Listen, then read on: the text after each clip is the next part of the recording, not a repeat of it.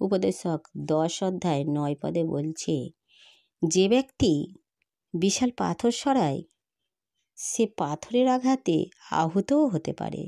যে ব্যক্তি গাছ কাটে সেই গাছগুলি তার ওপরেই পড়তে পারে।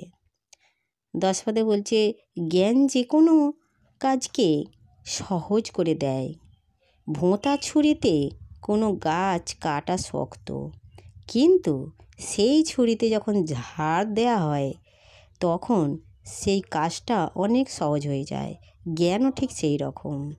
11 পদে বলছে, একজন মানুষ সাপকে বশে করতে জানতে পারে, কিন্তু সেই গুণ অর্থহীন হয়ে পড়ে যখন তার অনুপস্থিতিতে কাউকে সাপে কামড়ায়। জ্ঞানও ঠিক সেই রকম। 12 পদে বলছে, জ্ঞান মানুষের কথায় খ্যাতি আনে, কিন্তু মূর্খের কথায় ধ্বংস ডেকে আনে। জয় যিশু।